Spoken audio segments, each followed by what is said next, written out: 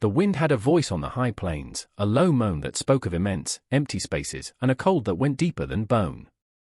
It scoured the land, peeling paint from the derelict sign marking a town that had died decades ago, and carried the scent of rust and distant snow. Here, on the edge of nothing, a man lived in a cabin built of thick, dark logs, chinked with mud and stubbornness. He was a large man, broad in the shoulder and deep in the chest, with a stillness about him that seemed to drink the noise from the world. His name was Silas, though no one had used it in years. He moved with the unhurried deliberation of a glacier, his silence a shield he had worn for so long it had become a second skin. Once a month, he rode his old gelding into the dusty outpost that passed for a town, a place clinging to life by a thread of commerce and desperation. It was a place of hard men with cruel eyes, where life was cheap and kindness was a foreign currency. On this day, the wind was especially bitter, and the market stalls huddled together as if for warmth. Under a flapping canvas top, a man with a rat's sharp face was selling wares, rusted tools, worn-out leather, and, at the end of the row, a cage. Inside it was a girl.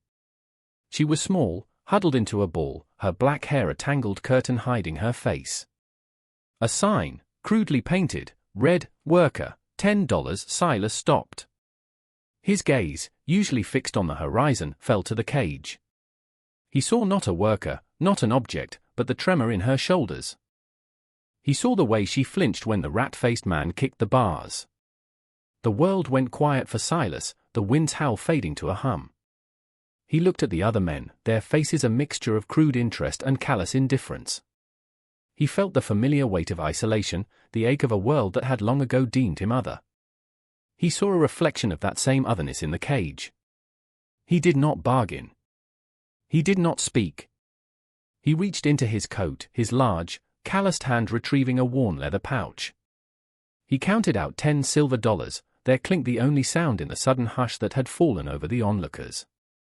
The coins were dull, heavy with the lonely labor that had earned them. He placed them on the splintered table. The rat-faced man grinned, his eyes gleaming with avarice as he swept the money into his pocket. He produced a key and unlocked the cage, grabbing the girl's arm and hauling her out. She stumbled, her legs weak, her face pale with a terror so profound it was silent. She wore rags that did little to fend off the cold, and the marks on her wrists spoke of bonds tied too tight for too long. Silas stood motionless, a mountain of quiet resolve. The man shoved her toward him. "She's yours. Don't speak much English. But she'll learn what you need her to." The words were a poisoned dart, meant to demean them both. Silas's eyes, the color of a winter sky, met the man's. He said nothing. He simply held the man's gaze until the rat-faced grin faltered and died. Then, Silas turned his back on the town, on the market, on the cage. He untied his horse, and with a gesture so gentle it was startling from a man his size, he indicated for the girl to walk ahead of him. She flinched, expecting a blow, but none came. He did not touch her. He did not rush her. He simply waited, his presence a silent, solid wall between her and the world that had just sold her. The long journey back to the cabin began under a bruised and darkening sky, 2 solitary figures moving through an unforgiving landscape, wrapped in a silence heavy with everything that had not been said. The cabin was a single room, but it was warm. A great stone hearth dominated one wall, and within it, a fire was always burning, a steady, beating heart of light and heat against the vast emptiness outside. When they arrived, the girl, whose name he did not know, stood trembling on the threshold, refusing to enter. She stared at the flames, her eyes wide with a fear that seemed to see past the fire and into some other, more terrible blaze from her memory. Silas did not force her. He walked past her, his heavy boots loud on the wooden floorboards. He ladled stew from a pot hanging over the fire into a wooden bowl and placed it on the small, sturdy table. He set a spoon beside it. Then he went about his chores, moving with his familiar, rhythmic slowness.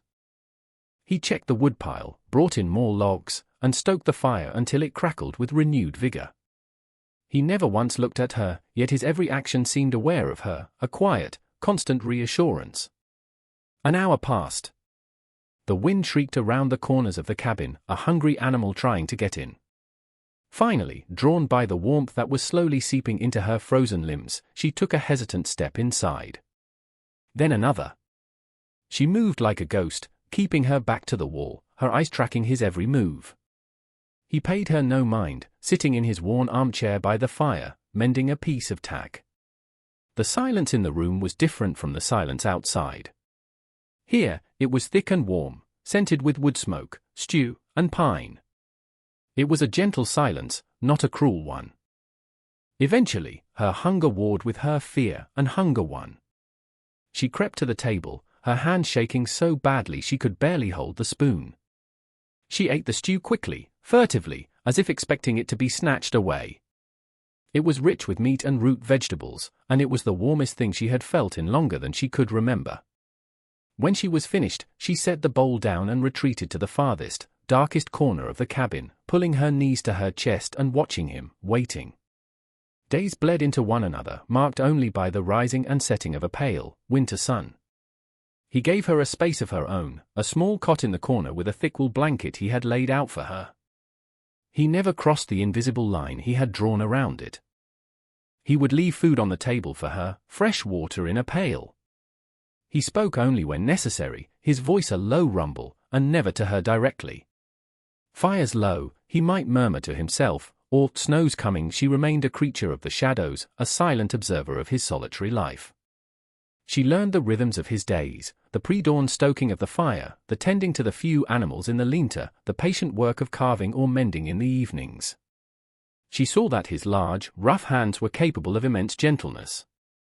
She watched him soothe a nervous horse with a low murmur and a slow, steady stroke.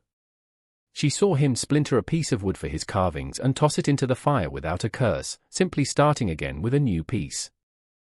This lack of anger was the most confusing thing of all. The world she knew was built on rage and sudden violence. His quiet predictability was a language she didn't understand, but was slowly, tentatively, beginning to learn. One afternoon, he came in from the cold, his face ruddy and his beard dusted with snow. He set a small object on the table, near her side but not invading her space, and then went to the fire. It was a bird, carved from a piece of pale pine, its wings half spread as if about to take flight. It was simple, unsanded, yet the shape was perfect. It was a thing of grace. She stared at it for a long time after he had settled into his chair. She did not touch it. But she did not retreat to her corner, either.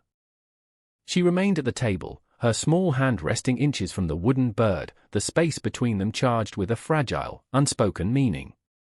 Winter tightened its grip, burying the cabin in drifts of silent, white snow. The world outside ceased to exist. Their shared space became their entire universe. The silence between them began to change. It was no longer a void of fear and uncertainty, but a vessel that held a shared experience. It was filled with the crackle of the fire, the rhythmic scrape of his carving knife, the soft scuff of her feet on the floorboards. She began to move more freely within the cabin's walls. She started to help, leaving his mended socks folded on his chair, sweeping the hearthstone clean with a branch broom, adding water to the stewpot when it simmered low. These were small acts, offerings left at the altar of their quiet coexistence. He never acknowledged them with words, but she would see him pick up the mended sock and look at the neat stitches for a long moment before putting it on. A nod, almost imperceptible. A flicker of something in his eyes. It was enough. One evening, a blizzard raged, the wind a physical force slamming against the logs. A shutter tore loose, banging violently against the wall. She jumped, a small cry escaping her lips, the first sound he had ever heard her make. He was on his feet in an instant, not looking at her, but at the source of the noise. He pulled on his heavy coat and boots, took a hammer and nails, and went out into the screaming storm. She rushed to the small window, peering out. She could barely see him, a hulking shape in the swirling white, fighting the wind to secure the shutter. He was a bastion against the chaos, a protector. When he came back inside, covered in snow, his beard frozen white, he did not look at her. But she was no longer in her corner. She had taken a cloth and was waiting by the fire. As he shrugged off his coat, she stepped forward, her movements hesitant but deliberate, and began to wipe the snow from his shoulders and hair. He froze, his body rigid with surprise. He looked down at her small, determined hands. Her face was tilted up towards his, and for the first time, their eyes truly met. He saw not fear, but a flicker of fierce, protective care. The thaw came slowly, then all at once. The snow receded, revealing the sleeping earth beneath. The air softened, carrying the scent of wet soil and new life. With the changing of the season, she, too, began to unfold. Her name, she revealed one day, was Mai. She spoke it softly, her voice still rough from disuse, while pointing to her own chest. Silas stopped what he was doing, the piece of wood in his hands going still. He looked at her and gave a slow, deliberate nod. "Silas," he said, his own voice a low gravel, and he tapped his chest. It was a simple exchange, but it was everything. It was the first brick laid in the foundation of a bridge between their two solitudes. She began to speak more, her English fractured and hesitant, but her meaning clear. She would ask him the names of things. Cloud, she'd ask, pointing to the sky. Horse, pointing to the gelding. He would answer with his typical brevity, but he always answered. He was a patient teacher. Her presence began to fill the cabin in a way the silence never had. She found a small patch of earth behind the cabin where the sun hit just right and began to tend to it, clearing away the winter debris. She found seeds he had stored away, beans and squash, and with hands that were growing steady and sure, she planted a garden. It was an act of faith, a belief in a future. Silas would watch her from the doorway, a feeling growing in his chest that he could not name. It felt like the warmth of the spring sun after a long, hard winter. It felt like home. But the world they had shut out had a long memory. One afternoon, a rider appeared on the horizon, a dark speck growing steadily larger against the vast greening landscape. It was not a neighbor. No one ever came this way. A cold knot formed in Silas's stomach. He knew, with a certainty that chilled him to the bone, who it was. And he knew why he had come. The rider was the rat-faced man from the market. He dismounted with a swaggering arrogance, his cruel eye sweeping over the cabin, the tilled garden, and finally landing on Mai, who had frozen by the woodpile. A possessive, ugly smile spread across his face. "Well, well. Looks like my property has settled in nicely." Silas moved to stand in front of her, his large body a solid shield. His face was a mask of stone, but his hands were clenched into fists at his sides. "She is not property," Silas said, his voice low and dangerous, a rumble of thunder before a storm. The man, whose name was Finch, laughed, a high, grating sound. "I got a bill of sale says otherwise, you big ox. I sold her for work, not for you to set her up like a little wife. Some folks back in town are saying you stole her. I'm here to take her back." Mai shrank behind Silas, her hands gripping the back of his shirt. He could feel her trembling, but he did not look back. His focus was entirely on the threat before them. "She stays," Silas said. The words were not a request. They were a statement of fact, as immovable as the mountains on the horizon. Finch's hand dropped to the pistol at his hip. "I don't think you're in a position to be making her demands. I'll take the girl, and maybe a little extra for my trouble. Your horse, maybe." He took a step forward. "Get out of my way." Silas didn't move. The world seemed to shrink to the space between the two men. The soft breeze, the scent of the earth, it all vanished, replaced by the sharp, metallic tang of imminent violence. "You are not welcome here," Silas said, each word dropping like a stone. "Leave." Now for a heartbeat, Finch hesitated, something in Silas's unwavering stillness giving him pause. But greed and cruelty were old habits. He drew his pistol. Last chance, but before he could aim, Mai did something unexpected. She stepped out from behind Silas, her face pale but her eyes burning with a fire he had never seen before. "No," she said, her voice clear and strong. "I stay. This, home." The word hung in the air, a defiant flag planted in the contested ground of their sanctuary. Finch stared at her, momentarily stunned by her audacity. That moment of hesitation was all Silas needed. He moved with a speed that was terrifying in a man his size. He was not a fighter by nature, but he was a man who understood leverage and force. He lunged forward, not at Finch, but at the arm holding the pistol. One of his large hands clamped down on Finch's wrist, the other on his shoulder. There was a sickening crack of bone. Finch screamed, a sharp, animal sound of pain, and the pistol dropped to the dirt. Silas kicked it away. He did not hit Finch. He did not pummel him. He simply overpowered him, using his weight and strength to pin the smaller man to the ground, his face pressed into the new spring mud. "You will not come back," Silas growled, his voice a guttural threat that came from a deep, primal place. "You will not speak her name. You will forget this place exists. Do you understand?" Finch, sobbing with pain and humiliation, could only manage a choked nod. Silas hauled him to his feet, shoved him toward his horse, and watched as he scrambled into the saddle, clutching his broken arm. Finch cast one last look back, a look of pure hatred, before spurring his horse into a desperate gallop, disappearing back the way he had come. Silence descended once more, but it was a different kind of silence. It was the ringing quiet after a battle, thick with adrenaline and the raw, undeniable truth of what had just happened. Silas stood watching the horizon, his breathing heavy. He felt a small hand on his arm. He turned. Mai was looking up at him, her eyes shining with unshed tears, but not of fear. Of something else. Something fierce and profound.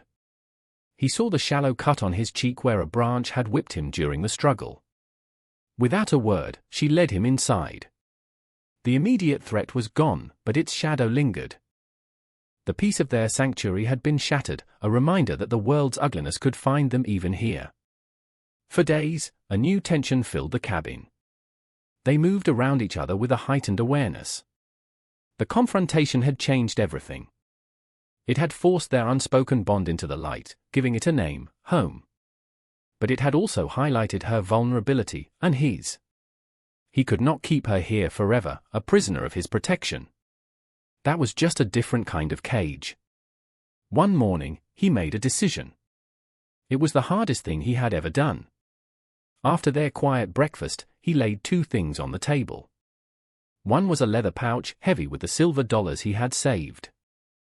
The other was a crudely drawn map showing the route to a larger town to the east, a place where a person could disappear and start anew. He had already saddled the gentler of his two horses. "Mai," he said, his voice quiet. She looked at him, her eyes questioning. "The town," he pointed on the map.